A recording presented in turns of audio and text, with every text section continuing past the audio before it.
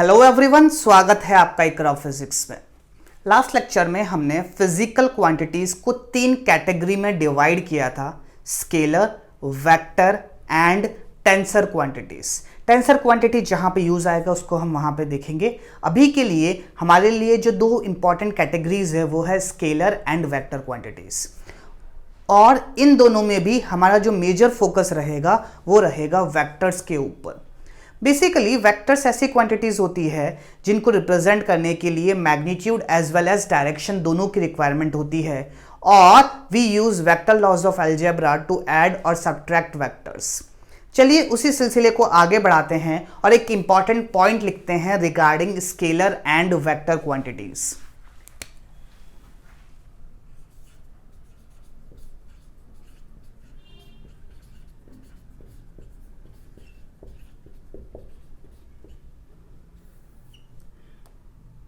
पहला important point क्या है? We can change a scalar quantity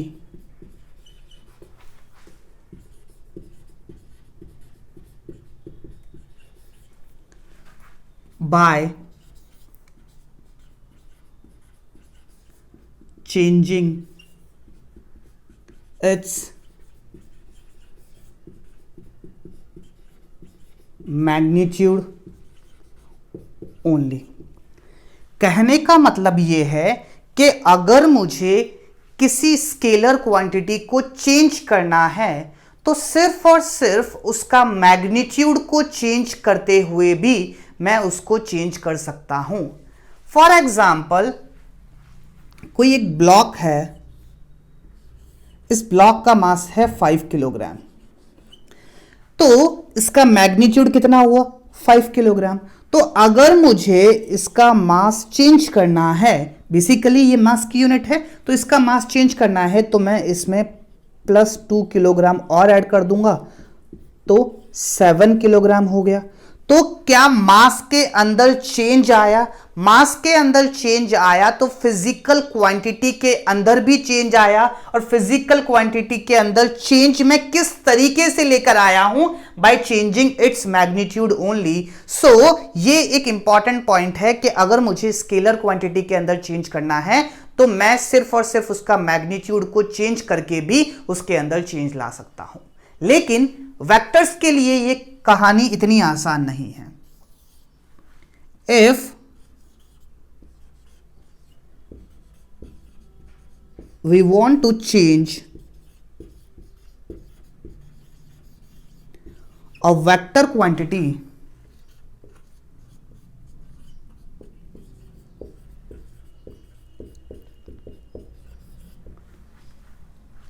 it can be done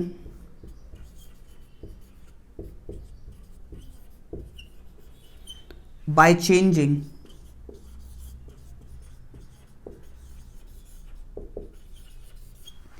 its first, let's say A, magnitude only,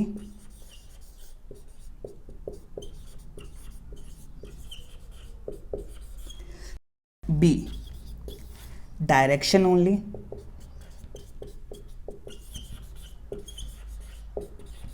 and C, both magnitude and direction. क्या कहना चाह रहा है हमारा सेकंड पॉइंट? कि अगर मुझे किसी भी वेक्टर क्वांटिटी के अंदर कोई चेंज लेकर आना है तो मैं ये चेंज सिर्फ उसका मैग्नीट्यूड चेंज करके भी ला सकता हूं, सिर्फ उसका डायरेक्शन चेंज करके भी ला सकता हूं, दोनों मैग्नीट्यूड और डायरेक्शन दोनों को चेंज करके भी ला सकता हूं। सो अगर इन तीनों में से कोई भी एक फेनोमेना होता है तो वेक्टर क्वांटिटी के अंदर चेंज आ जाएगा। फॉर एग्जाम्पल, अगर मैं बात करूं वेलोसिटी की, तो वेलोसिटी के अंदर चेंज मैं उसके मैग्नीट्यूड को चेंज करके भी ला सकता हूं। फॉर एग्जाम्पल, कोई पार्टिकल है जिसकी वेलोसिटी मुझे दे रखी है 10 मीटर पर सेकेंड और इसका डायरेक्शन लेट्स से इस डायरेक्शन में वो पार्टिकल मूव कर रहा है। तो अगर मुझे वेलोसिटी के अंदर कोई चेंज लेकर आना है तो मैं कैसे ला सकता हूं? By changing its magnitude. Magnitude को कैसे चेंज करके कि मैंने वेलोसिटी का जो मैग्नीट्यूड है उसको कर दिया 9 मीटर पर सेकेंड और डायरेक्शन सेम ही रखा। सेकेंड जो चेंज मैं ला सकता हूं by changing its direction. Direction में कैसे चेंज ला सकता हूं कि इसका मैग्नीट्यूड तो सेम ही है which is 10 metre per second, लेकिन अब ये ऐसे मूव कर रहा है। तीसरा जो चेंज मैं ला सकता हूं वो मैं ला सकता हूं by changing its magnitude and direction. कि इनिशियली वो 10 मीटर पर सेकेंड से इस डायरेक्शन में मूव कर रहा था, अब वो 9 मीटर पर सेकेंड से इस डायरेक्शन में मूव कर रहा है। तो इस केस में magnitude as well as direction भी चेंज हो गया। तो तीनों ही केसेस में वेलोसिटी के अंदर चेंज आया। फर्स्ट केस में मैग्नीट्यूड को चेंज किया, सेकंड केस में डायरेक्शन को चेंज किया, थर्ड केस में magnitude as well as direction दोनों को चेंज किया। जब आप काइनेमेटिक्स पढ़ोगे तो आप यह बात सीखोगे कि स्पीड जो होती है वो होती है स्केलर क्वांटिटी और वेलोसिटी जो होती है वो होती है वेक्टर क्वांटिटी। हां जी, दोनों अलग अलग होते हैं। स्पीड बेसिकली मैग्नीट्यूड होता है वेलोसिटी का। यहां पे अगर मैं बात करूं कि वेलोसिटी का मैग्नीट्यूड है 10 मीटर पर सेकेंड, तो इसकी स्पीड कितनी होगी? 10 मीटर पर सेकेंड। तो एक और एग्जांपल लेते हैं जिससे थोड़ी और क्लैरिटी आएगी कि कोई एक पार्टिकल है जो सर्कुलर मोशन में मूव कर रहा है with a speed of let's say 5 metre per second, और ये स्पीड हर जगह कांस्टेंट है। मतलब इसकी स्पीड कांस्टेंट है, मतलब जिस रेट से ये मूव कर रहा है वो कांस्टेंट है। हर जगह इसकी जो स्पीड है वो कांस्टेंट है। तो आपको क्या लगता है कि स्पीड में चेंज आ रहा है, वेलोसिटी में चेंज आ रहा है, या दोनों में चेंज आ रहा है, या दोनों कांस्टेंट है? कि आपको क्या लगता है? चलिए, इस केस में अगर मैं स्पीड की बात करूं तो स्पीड क्या होता है? इसका मैग्नीट्यूड। तो मैग्नीट्यूड तो सब जगह सेम ही है, 5 मीटर पर सेकेंड। तो मैं ये बात बोल सकता हूं कि स्पीड इज कांस्टेंट। वहीं पे अगर मैं वेलोसिटी की बात करता हूं तो इसकी वेलोसिटी का मैग्नीट्यूड तो कांस्टेंट है, मैग्नीट्यूड तो चेंज नहीं हो रहा है, लेकिन डायरेक्शन हर पॉइंट पे चेंज हो रहा है। तो और वेलोसिटी को हम सिर्फ डायरेक्शन को चेंज करके भी चेंज कर सकते हैं। तो यहां पे मैं ये बात कहूंगा कि वेलोसिटी इज चेंजिंग और the particle is moving with variable velocity. I hope this important point is clear to you. चलिए आगे बढ़ते हैं। हमारा अगला टॉपिक है रिप्रेजेंटेशन ऑफ वेक्टर, कि किसी भी वेक्टर को किस तरीके से रिप्रेजेंट किया जाता है।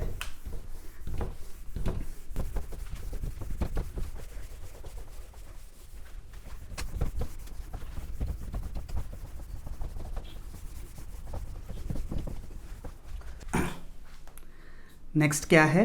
रिप्रेजेंटेशन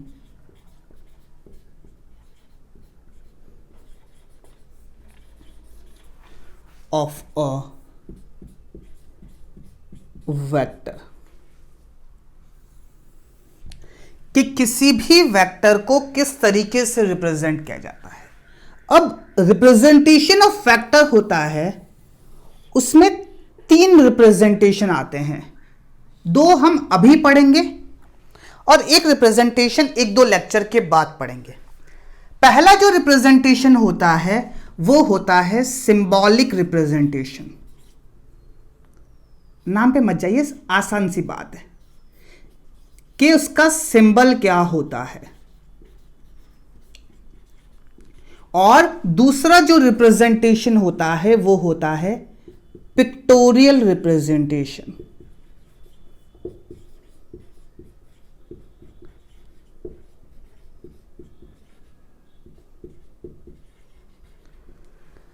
सबसे पहले बात करते हैं सिंबॉलिक रिप्रेजेंटेशन की।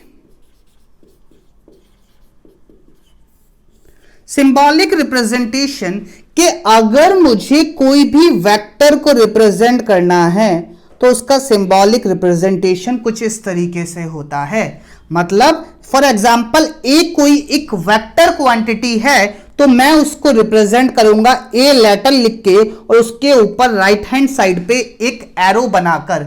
ये मुझे बताता है कि इट इज वेक्टर क्वांटिटी या फिर वेक्टर ए। इसी को कई किताबों में एक तरीके से और रिप्रेजेंट किया जाता है, वो होता है बोल्ड ए से। अगर कहीं पे आपको बोल्ड ए दिख जाए इसका मतलब भी वही होता है कि वो एक वेक्टर क्वांटिटी है।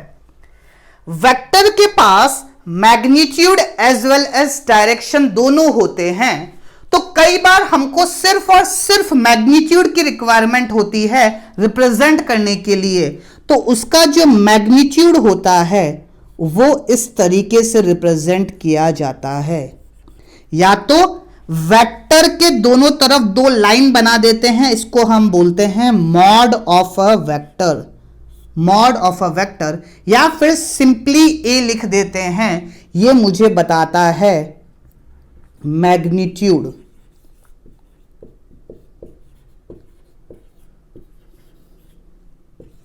Of a vector, magnitude of a vector. For example अगर मैं ऐसे लिख रहा हूं कि a particle is moving with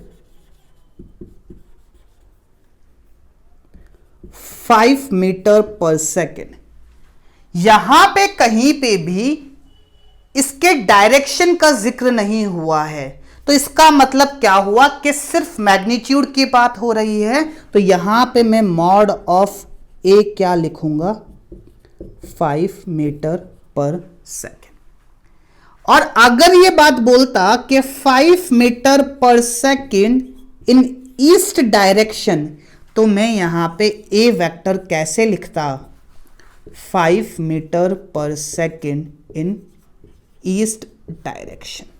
इसी में अगर आपको ऐसा दे रखा होता और आपसे पूछ लेता कि मॉड ऑफ ए क्या है, तो आप क्या बोलते, 5 metre per second. Basically magnitude क्या है, 5 मीटर पर सेकेंड। तो इस तरीके से हमारा सिंबॉलिक रिप्रेजेंटेशन होता है किसी भी वेक्टर का। अब अगर मैं बात करूं कि पिक्टोरियल रिप्रेजेंटेशन किस तरीके से होता है,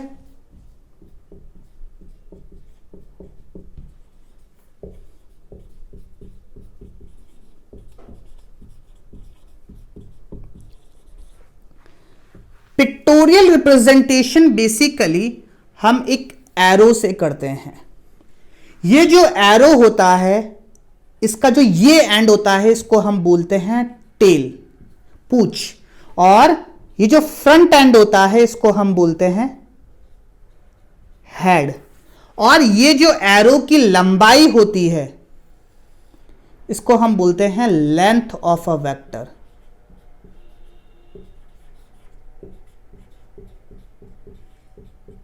बेसिकली ये जो लेंथ होती है ये मुझे मैग्नीट्यूड बताती है, और ये जो एरो होता है, हेड जो होता है, ये मुझे डायरेक्शन बताता है। जिस वेक्टर की लेंथ ज्यादा बेसिकली उसका मैग्नीट्यूड ज्यादा। अगर दो वेक्टर की लेंथ बराबर है और एरो भी बराबर है, मतलब एक ही डायरेक्शन में है, तो उसका मैग्नीट्यूड और डायरेक्शन दोनों सेम है। चलिए फॉर एग्जाम्पल अगर मैं ये बात कहता हूं कि कोई एक ए बंदा है, ये 2 मीटर पर सेकेंड से ईस्ट डायरेक्शन में जा रहा है और इसको रिप्रेजेंट किया है मैंने ऐसे। तो बी कोई बंदा है, ये 4 मीटर पर सेकेंड से ईस्ट ही डायरेक्शन में जा रहा है, तो इसको मैं कैसे रिप्रेजेंट करूंगा? ये मेरे पास ए वेक्टर। तो बी कोई बंदा है, ये 4 मीटर पर सेकेंड से ईस्ट डायरेक्शन में जा रहा है, तो इसको मैं कैसे रिप्रेजेंट करूंगा? तो ऐसे समझिए कि हमने अभी एक बात देखी कि ये जो एरो है इसकी लेंथ हमें मैग्नीट्यूड बताता है। इसका जो लेंथ है, इतनी लेंथ मुझे 2 मीटर पर सेकेंड बता रही है, तो 4 मीटर पर सेकेंड इसकी डबल लेंथ बताएगी। तो 4 मीटर पर सेकेंड इसकी डबल लेंथ बताएगी, और इसका डायरेक्शन भी ईस्ट है और इसका डायरेक्शन भी ईस्ट है, तो एरो का जो हेड आएगा वो इस डायरेक्शन में आएगा और बी वेक्टर मैं कुछ इस तरीके से रिप्रेजेंट करूंगा। चलिए, एक और कोई सी बंदा है जो 1 मीटर पर सेकेंड से मूव कर रहा है, लेकिन वेस्ट डायरेक्शन में। एक और कोई बंदा है जो 1 मीटर पर सेकेंड से मूव कर रहा है और वेस्ट डायरेक्शन में मूव कर रहा है। सबसे पहली बात, इतनी लेंथ मुझे बता रही है 2 मीटर पर सेकेंड, तो जो लेंथ होती है डायरेक्टली प्रोपोर्शनल होती है मैग्नीट्यूड के। तो अगर मुझे 1 मीटर पर सेकेंड लेंथ बतानी है तो इसकी हाफ होगी। तो सबसे पहले ये मेरी है 1 metre per second.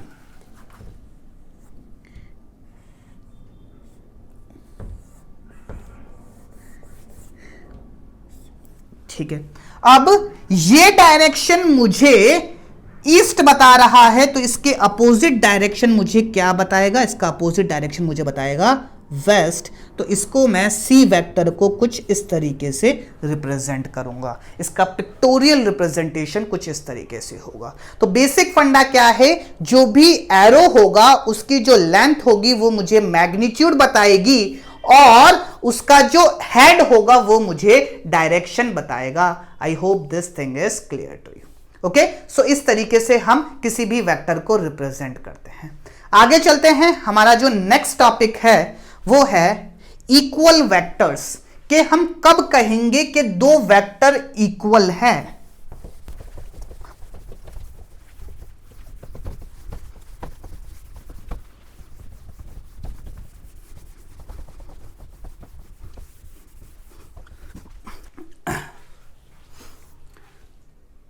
Next topic क्या है?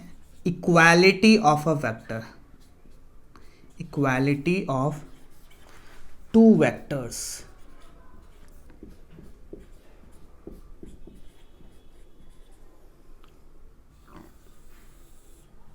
Equality of two vectors, basically हम कब कहेंगे कि दो वेक्टर आपस में इक्वल है?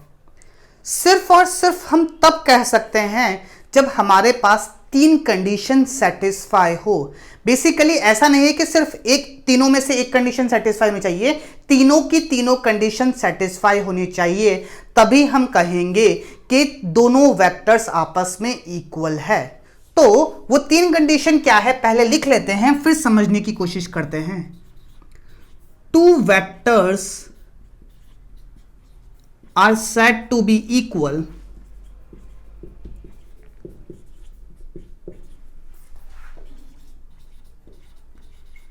if both have same magnitude,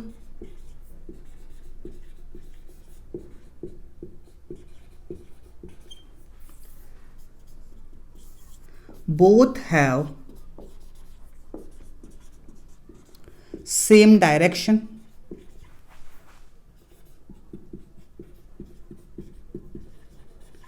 and third and most important point, ये कई लोग भूल जाते हैं लिखाना, कि बोथ शुड रिप्रेजेंट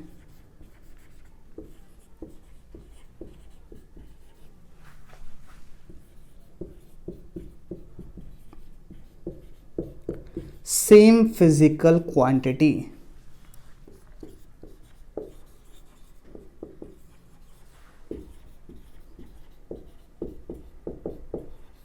बेसिकली क्या बात कहना चाह रहा है कि अगर मेरे पास कोई एक वेक्टर है ए और दूसरा वेक्टर है बी, मैं कब कहूंगा कि दोनों वेक्टर इक्वल है? जब दोनों का मैग्नीट्यूड सेम होगा, दोनों का डायरेक्शन सेम होगा और दोनों सेम फिजिकल क्वांटिटी को रिप्रेजेंट कर रहे होंगे। फॉर एग्जाम्पल, मेरे पास कोई एक ए पर्सन है, कोई एक ए पर्सन है, इसकी वेलोसिटी की बात हो रही है, तो इसकी वेलोसिटी है 2 metre per second east direction में। और मेरे पास कोई बी पर्सन है, इसकी भी वेलोसिटी की बात हो रही है और इसकी जो वेलोसिटी है वो भी है 2 metre per second east direction में। कोई सी पर्सन है, इसकी भी वेलोसिटी की बात हो रही है और इसकी वेलोसिटी है 1 metre per second east direction में। कोई डी पर्सन है, इसकी भी वेलोसिटी की बात हो रही है और वेलोसिटी है 2 metre per second north direction में। और कोई ई पर्सन है, ये किसी वॉल पे कितना फोर्स लगा रहा है उसकी बात हो रही है और फोर्स है 2 न्यूटन का और ईस्ट डायरेक्शन में। चलिए समझने की कोशिश करते हैं कि A vector, B vector, C vector, D vector, E vector, इन वेक्टर्स में से कौन कौन से वेक्टर इक्वल होंगे, कौन कौन से वेक्टर नॉट इक्वल होंगे। सबसे पहले ए के साथ कंपेयर करते हैं, ए और बी को कंपेयर करते हैं। ए की अगर मैं बात करूं तो ए रिप्रेजेंट कर रहा है वेलोसिटी को और वेलोसिटी कितनी है 2 मीटर पर सेकेंड और ईस्ट डायरेक्शन में। चलिए बी की मैं बात करूं तो बी वेक्टर रिप्रेजेंट कर रहा है वेलोसिटी को 2 मीटर पर सेकेंड और ईस्ट डायरेक्शन में। मैंने क्या कहा कि दो वेक्टर कब इक्वल होंगे? जब उनका मैग्नीट्यूड सेम होगा, डायरेक्शन सेम होगा और सेम फिजिकल क्वांटिटी को रिप्रेजेंट कर रहे हैं। तो अगर मैं सबसे पहले देखूं ए और बी को, तो इनका magnitude 2 metre per second, 2 metre per second, direction east और ईस्ट। क्या ये सेम फिजिकल क्वांटिटी को रिप्रेजेंट कर रहे हैं? हां, क्यों? दोनों ही वेलोसिटी को रिप्रेजेंट कर रहे हैं। तो क्या मैं ये बात कह सकता हूं कि A vector is equals to B vector? चलिए अब अगर मैं ए और सी की बात करता हूं तो ए, इसका मैग्नीट्यूड 2, इसका मैग्नीट्यूड 1, यहीं पे फेल हो गया, मैग्नीट्यूड ही अलग आ गया, तो बेसिकली आगे देखने की जरूरत ही नहीं है। क्यों? क्योंकि पहली कंडीशन ही सेटिस्फाई नहीं कर रही, तीनों कंडीशन सेटिस्फाई करनी चाहिए। अगर एक भी कंडीशन सेटिस्फाई नहीं करती है तो वो दोनों वेक्टर इक्वल नहीं होंगे। तो ए और C are not equal vector. A और डी की बात करते हैं, ए का मैग्नीट्यूड 2, डी का मैग्नीट्यूड भी 2, ए का डायरेक्शन ईस्ट लेकिन डी का डायरेक्शन क्या हो गया? नॉर्थ। तो मैग्नीट्यूड तो सेम है लेकिन डायरेक्शन अलग अलग है, तो दोनों वेक्टर इक्वल वेक्टर नहीं है। चलिए अब ए और ई की बात करता हूं। ए है मेरे पास 2, ई भी मेरे पास 2, ए का डायरेक्शन ईस्ट, ई का डायरेक्शन भी ईस्ट, लेकिन ए मेरा रिप्रेजेंट कर रहा है वेलोसिटी को और ई मेरा रिप्रेजेंट कर रहा है फोर्स को। दोनों सेम फिजिकल क्वांटिटी को रिप्रेजेंट नहीं कर रहे हैं, तो मैं ये बात नहीं कह सकता कि ए और ई इक्वल वेक्टर होंगे। ए और ई बिल्कुल अनइक्वल वेक्टर होंगे। क्यों? क्योंकि दोनों सेम फिजिकल क्वांटिटी को रिप्रेजेंट नहीं कर रहे हैं। एक रिप्रेजेंट कर रहा है वेलोसिटी को और एक रिप्रेजेंट कर रहा है फोर्स को। तो दो इक्वल सिर्फ और सिर्फ तब, दो वेक्टर्स सिर्फ और सिर्फ तब इक्वल होंगे जब दोनों का मैग्नीट्यूड सेम, डायरेक्शन सेम और सेम फिजिकल क्वांटिटी को रिप्रेजेंट कर रहे हो। I hope this thing is clear to you. चलिए इसी के रिगार्डिंग कुछ इंपॉर्टेंट पॉइंट्स लिखते हैं रिगार्डिंग वेक्टर क्वांटिटीज। नेक्स्ट हमारी हेडिंग क्या है? Properties of vector. Important point basically properties ही है, प्रॉपर्टीज ऑफ वेक्टर। पहली प्रॉपर्टी क्या है? A vector can be displaced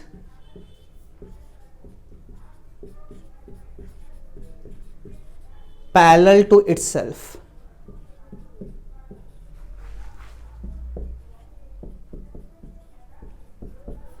क्या मतलब हुआ? इसका मतलब हुआ कि फॉर एग्जाम्पल ये कोई बॉडी है, इसके ऊपर इस डायरेक्शन में कोई एक फोर्स लग रहा है F वेक्टर, तो इस फोर्स को मैं इसके पैरेलल डायरेक्शन में डिस्प्लेस कर सकता हूं, तो इसका जो इफेक्ट आएगा उसके अंदर कोई चेंज नहीं आएगा। ऐसा मैं क्यों कह सकता हूं? ऐसा मैं इसीलिए कह सकता हूं बिकॉज जब मैंने इसको पैरेलल शिफ्ट किया तो ना तो इसके मैग्नीट्यूड के अंदर कोई चेंज आया, ना इसके डायरेक्शन के अंदर चेंज आया, ना इसकी फिजिकल सिग्निफिकेंस चेंज हो गई। तो अगर तीनों के अंदर कोई चेंज नहीं आया तो ये फोर्स और ये फोर्स इक्वल है, ये फोर्स और ये फोर्स इक्वल है, तो दोनों के सिग्निफिकेंस भी इक्वल होंगे और दोनों के जो कॉन्सिक्वेंसेज होंगे वो भी इक्वल होंगे। इसीलिए मैं ये बात कह सकता हूं कि किसी भी वेक्टर को मैं खुद के पैरेलल में शिफ्ट कर सकता हूं। फॉर एग्जाम्पल अगर कोई वेक्टर ए ऐसे है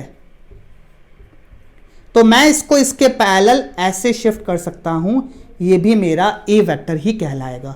मैं इसके पैरेलल भी इसको ऐसे शिफ्ट कर सकता हूं, ये मेरा ए वेक्टर ही कहलाएगा।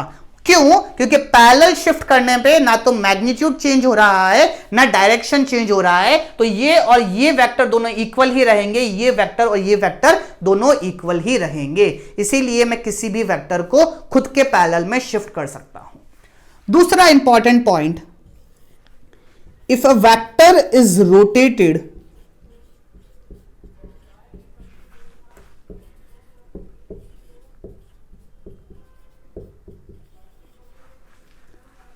with an angle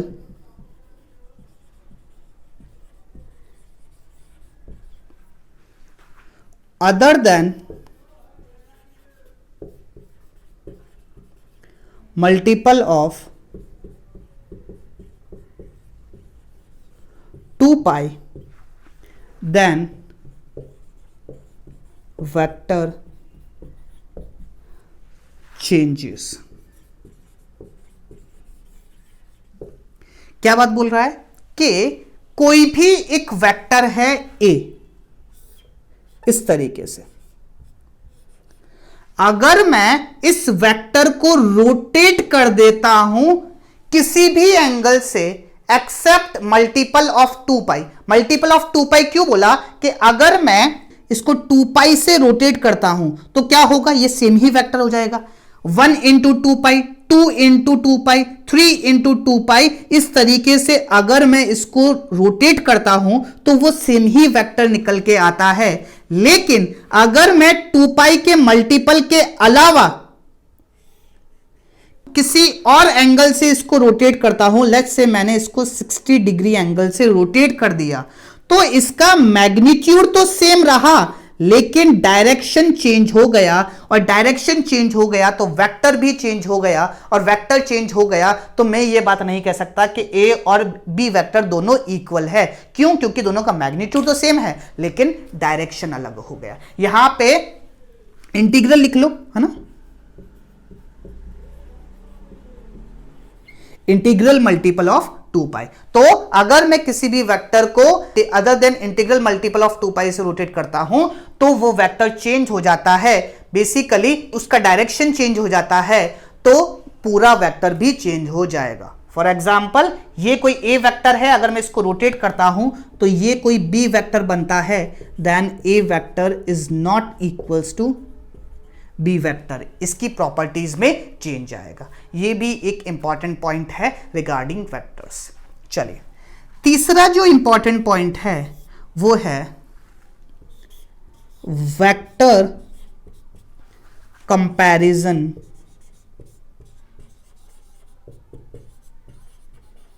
does not exist.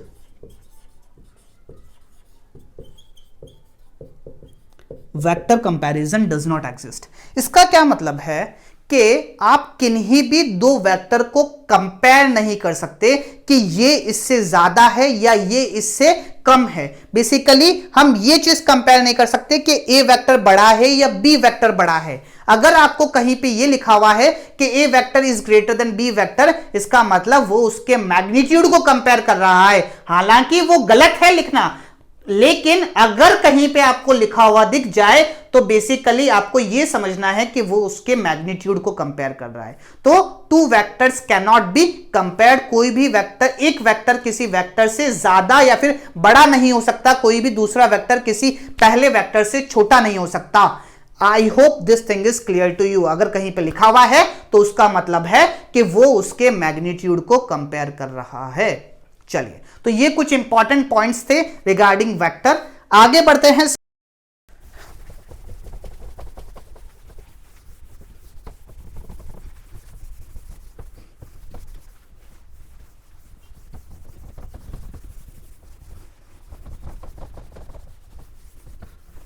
हमारी अगली जो हेडिंग है वो है angle between vectors. Angle between vectors. Basically आप किसी भी पिक्टोरियल रिप्रेजेंटेशन में आप कैसे भी दो वेक्टर्स के बीच में एंगल नहीं निकाल सकते। There should be certain circumstances which should be satisfied so that you can find angle between two vectors। कहने का मतलब क्या है कि फॉर एग्जाम्पल ये कोई एक वेक्टर है A और ये कोई एक वेक्टर है B। कोई आपसे पूछ ले कि what is the angle between A and B, अगर ये एंगल आपको 30 डिग्री दे रखा है तो आप बोलोगे सीधी सी बात है 30 डिग्री एंगल। नहीं, ऐसा नहीं होता। तो कुछ कंडीशन सेटिस्फाई होनी चाहिए, और वो कंडीशन क्या है कि इसको पहले रफ करते हैं फिर आगे की बात देखते हैं। किस तरीके से angle between two vectors define होता है? Smaller of the angle between two vectors when they are joined either head to head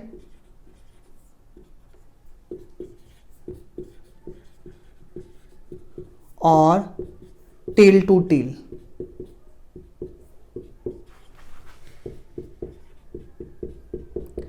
tell to tail से आप याद आ सकते हो, आपने वो गाना सुना है ताल से ताल मिला, है ना?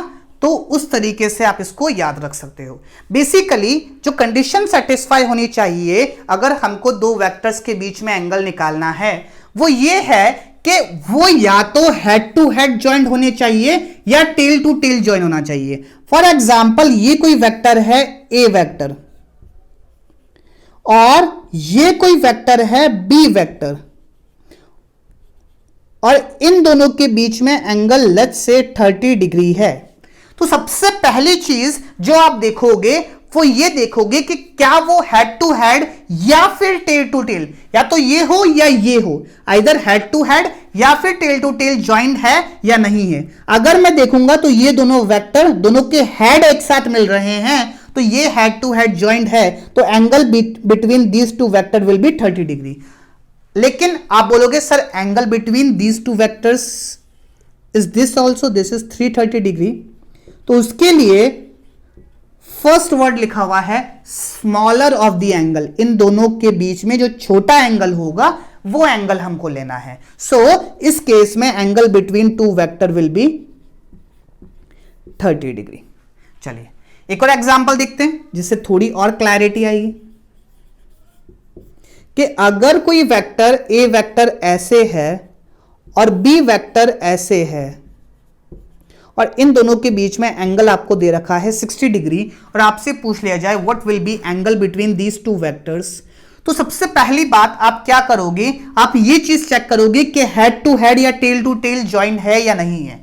तो देखो इस वेक्टर की टेल और इस वेक्टर की टेल, ए वेक्टर और बी वेक्टर की टेल एक साथ ज्वाइंट है, तो they are joint as tail to tail. तो टेल टू टेल ज्वाइंट है, तो इन दोनों में छोटा एंगल कौन सा है, 60 डिग्री। तो एंगल बिटवीन वेक्टर्स हो जाएगा 60 डिग्री। चलिए एक और एग्जांपल देखते हैं। एग्जांपल क्या कह रहा है कि ये कोई वेक्टर है ए वेक्टर और ये कोई वेक्टर है बी वेक्टर, और इन दोनों के बीच में जो एंगल आपको दे रखा है वो दे रखा है 120 डिग्री। और अब आपसे पूछा है कि what is the angle between A and B. Basically ये एंगल 120 डिग्री दे रखा है और आपसे पूछा है कि what is the angle between A and B. तो सबसे पहली चीज आप देखोगे कि क्या ये दोनों वेक्टर हेड टू हेड या टेल टू टेल ज्वाइंट है या नहीं। अगर आप देखोगे तो इसकी तो टेल ज्वाइन हो रही है लेकिन इसका हेड ज्वाइन हो रहा है। तो ये दोनों वेक्टर्स ना तो हेड टू हेड ज्वाइन है ना टेल टू टेल ज्वाइन है। तो आप कैसे निकालोगे एंगल बिटवीन वेक्टर्स। अभी हमने सीखा था कि we can shift a vector parallel to itself. तो मैं क्या करूंगा, या तो ए वेक्टर को या बी वेक्टर को खुद के पैरेलल में शिफ्ट करूंगा ताकि या आइदर ये हेड टू हेड ज्वाइंट हो जाए या टेल टू टेल ज्वाइंट हो जाए। तो मैं क्या कर रहा हूं, मैं इस बी वेक्टर को शिफ्ट कर रहा हूं इसी के पैरेलल।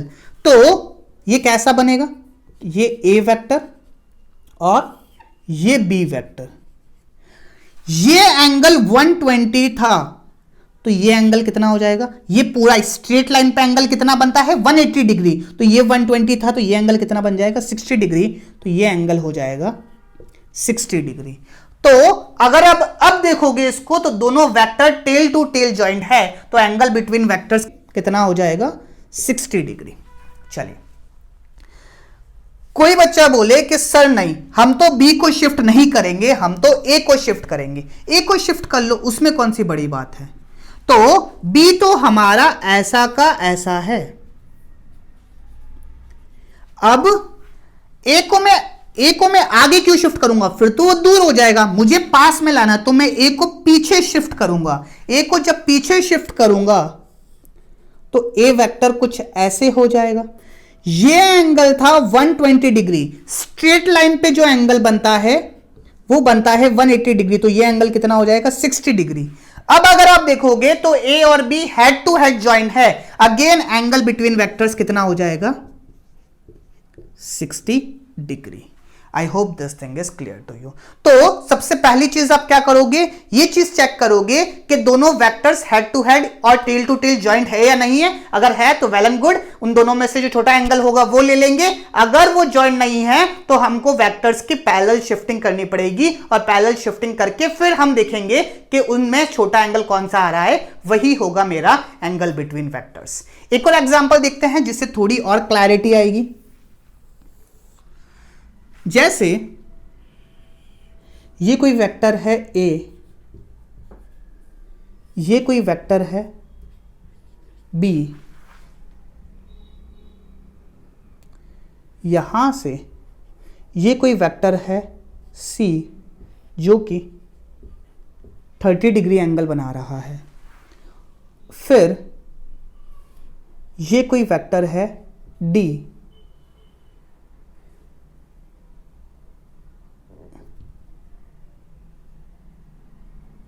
और एट लास्ट ये कोई वेक्टर है ई जो यहां से 30 डिग्री एंगल बना रहा है। मुझसे पूछा है कि हर दो वेक्टर्स के बीच में एंगल निकालिए। तो सबसे पहले आपको इनको या तो हेड टू हेड या टेल टू टेल ज्वाइन करना पड़ेगा। चलिए देखते हैं किस तरीके से ज्वाइन होंगे। सबसे पहले मुझे निकालना है angle between A vector and B vector. तो अगर मैं देखूं तो बी को मुझे पैरेलल शिफ्ट करना पड़ेगा, ये बी हो जाएगा। तो एंगल कितना आ जाएगा 90 डिग्री। कोई मुझसे पूछ ले बी और सी के बीच में एंगल बताओ, तो बी और सी के बीच में इसका हेड है और इसकी टेल है, तो बेसिकली मुझे इसको पैरेलल शिफ्ट करना पड़ेगा, तो बी मेरे पास ऐसा आएगा और सी वेक्टर, सॉरी यहां पे ये सी वेक्टर है, सी वेक्टर ऐसा आएगा और बी वेक्टर को मैं पैरेलल शिफ्ट करूंगा। ये एंगल आपको 30 डिग्री दे रखा है, तो ये एंगल कितना हो जाएगा 60 डिग्री। अगर आप देखोगे तो B basically tail to tail joint है, तो एंगल बिटवीन वेक्टर्स कितना हो जाएगा 60 डिग्री। कोई आपसे पूछ ले कि सी वेक्टर और डी वेक्टर के बीच में एंगल निकालो, तो सी वेक्टर और डी वेक्टर के बीच में, तो सी को पैरेलल शिफ्ट कर दो, डी तो ऐसा का ऐसा रहने दो और सी को पैरेलल शिफ्ट कर दो। अगर आप देखोगे, गौर से देखोगे, तो ये एंगल कितना है, बेसिकली ये एंगल आपको डी ऐसा का ऐसा दे रखा है और ये एंगल आपको दे रखा है ये 30 डिग्री, तो ये भी 30 डिग्री हो जाएगा और ये 30 डिग्री। तो बेसिकली जब इसको आप पैरेलल शिफ्ट करोगे तो ये 30 डिग्री होगा, तो ये कितना हो जाएगा 60 डिग्री। तो ये 60 डिग्री, तो angle between vectors will be 60 degree. चलिए, कोई आपसे पूछ ले कि डी एंड ई के बीच में एंगल बताओ, तो डी और ई के बीच में अगर आपको एंगल बताना है तो ई को तो ऐसा का ऐसा रहने दो, डी को पैरेलल शिफ्ट कर लो। ये एंगल आपको 30 डिग्री दे रखा है, तो ये एंगल कितना हो जाएगा 60 डिग्री, तो ये एंगल कितना हो जाएगा 60 डिग्री। अब इसमें आपसे वो कुछ भी पूछ सकता है, किसी भी दो वेक्टर्स के बीच में एंगल पूछ सकता है। जैसे वो आपसे पूछ ले कि ए और सी के बीच में एंगल बताओ, ए और सी के बीच में एंगल, तो मैं ए को पहले ऐसे पैरेलल शिफ्ट करूंगा, फिर ऐसे पैरेलल शिफ्ट करूंगा, तो ए मेरे पास ऐसे आ जाएगा और सी मेरे पास इस तरीके से है, तो एंगल कितना हो जाएगा 90 डिग्री। तो एंगल कितना आ जाएगा 90 डिग्री। फॉर एग्जाम्पल कोई मुझसे पूछ ले कि ए और ई के बीच में एंगल बताओ,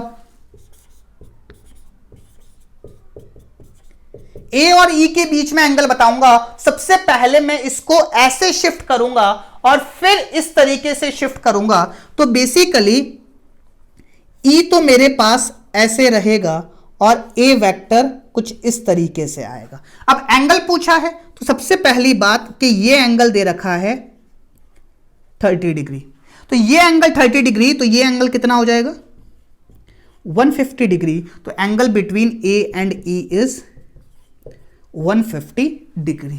तो इस तरीके से पैरेलल शिफ्टिंग की हेल्प से आप किसी भी दो वेक्टर के बीच में एंगल निकाल सकते हो। I hope this thing is clear to you. So ये था हमारा angle between vectors. Next topic देखते हैं हमारा नेगेटिव ऑफ अ वेक्टर, कि किसी भी वेक्टर का नेगेटिव कैसे निकालते हैं।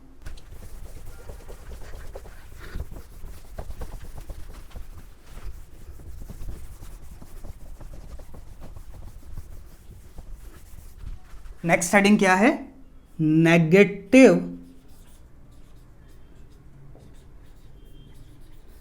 Of a vector. किसी भी वेक्टर का नेगेटिव वेक्टर या फिर कोई भी नेगेटिव वेक्टर किस तरीके से डिफाइन होता है। फॉर एग्जाम्पल ये मेरे पास कोई एक वेक्टर है, ए वेक्टर है इस डायरेक्शन में, और इसका मैग्नीट्यूड लेट्स से 5 है, 5 यूनिट कुछ भी, अगर वेलोसिटी है तो मीटर पर सेकंड, जो भी इसकी यूनिट होगी।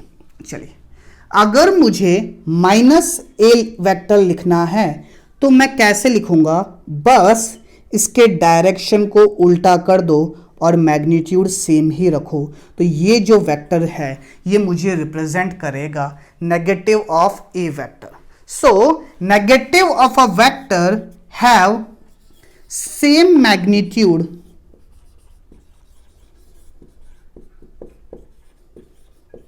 but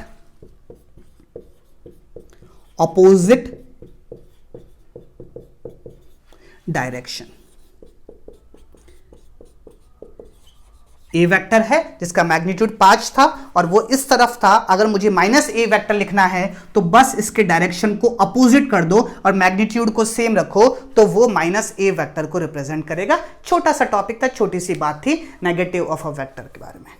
अच्छा, अगर आप गौर से देखो तो यहां पे नेगेटिव साइन क्या रिप्रेजेंट कर रहा है? यहां पे प्लस ए था और यहां पे माइनस ए है, तो नेगेटिव साइन यहां पे ये चीज रिप्रेजेंट कर रहा है कि दोनों का डायरेक्शन अलग अलग है।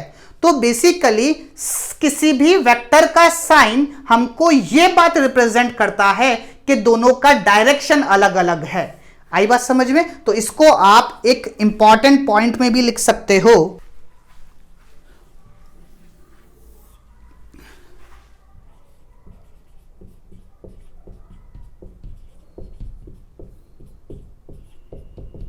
इंपॉर्टेंट पॉइंट क्या? कि in vectors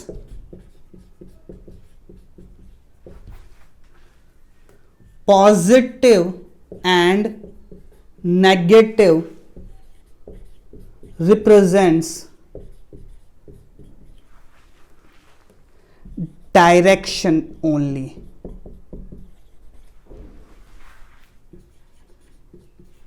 not any value. For example, अगर मैं ये बात कहता हूं कि ये कोई ब्लॉक है, इसके ऊपर 5 न्यूटन का फोर्स लग रहा है और इसके ऊपर 5 न्यूटन का फोर्स ऐसे लग रहा है, तो अगर मैं इसको F1 बोलता हूं और इसको F2 बोलता हूं, दोनों वेक्टर अलग अलग है। F1 F2 क्यों लिखा? क्योंकि दोनों का मैग्नीट्यूड तो सेम है लेकिन डायरेक्शन अलग अलग है। तो मैं ये बात कह सकता हूं कि F1 vector is equals to negative of F2 vector. बात समझ में आई? इसी चीज को मैं माइनस ऑफ F1 वेक्टर भी लिख सकता हूं। तो यहां पे नेगेटिव क्या रिप्रेजेंट कर रहा है कि मैग्नीट्यूड सेम है और डायरेक्शन अलग अलग है। लेकिन यही चीज अगर मैं स्केलर क्वांटिटी के अंदर बात करूं, तो in scalar positive and negative sign represents value। मतलब पोटेंशियल एनर्जी आप आगे जाके पढ़ोगे कि फॉर एग्जांपल कोई पार्टिकल है, उसकी पोटेंशियल एनर्जी है +5 जूल, और एक और पार्टिकल है जिसकी पोटेंशियल एनर्जी है -5 जूल। बेसिकली एनर्जी एक स्केलर क्वांटिटी होती है। पोटेंशियल एनर्जी को U से डिनोट करते हैं। तो पोटेंशियल एनर्जी किसी एक पार्टिकल की 5 जूल है और कोई दूसरा पार्टिकल है जिसकी पोटेंशियल एनर्जी है -5 जूल। तो यहां पे जो पॉजिटिव और नेगेटिव साइन है ये बेसिकली रिप्रेजेंट करता है कि U1 is greater then U2। Basically यहां पे ये वैल्यूज को रिप्रेजेंट कर रहा है। I hope this thing is clear to you. चलिए आगे बढ़ते हैं, कुछ और इंपॉर्टेंट पॉइंट्स लिखते हैं रिगार्डिंग वेक्टर।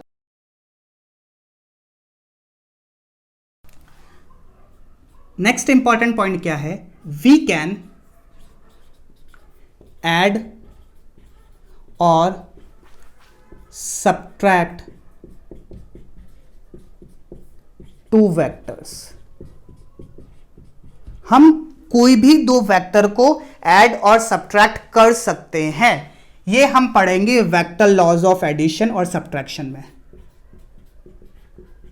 पढ़ेंगे आने वाले टाइम में। एडिशन। नेक्स्ट इंपॉर्टेंट पॉइंट क्या है कि we can multiply two vectors. हम किसी भी दो वेक्टर्स को मल्टीप्लाई कर सकते हैं, ये भी हम आगे जाके पढ़ेंगे। Dot product and vector product, इसको हम क्रॉस प्रोडक्ट भी बोलते हैं। नेक्स्ट पॉइंट क्या है? We can multiply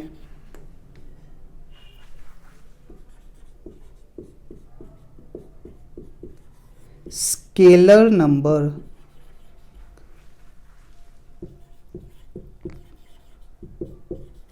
with a vector. हम किसी भी स्केलर नंबर को उसके वेक्टर से मल्टीप्लाई कर सकते हैं। आगे जाके हम पढ़ेंगे इस चीज को। नेक्स्ट पॉइंट क्या है? We cannot divide two vectors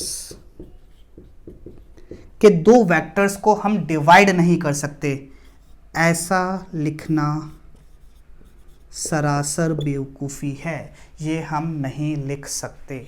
I hope this thing is clear to you. तो ये कुछ इंपॉर्टेंट पॉइंट्स थे रिगार्डिंग वेक्टर्स। आई होप आज हमने जो भी पढ़ा आपको समझ आया होगा। That's it from my side for today. Thank you so much everyone.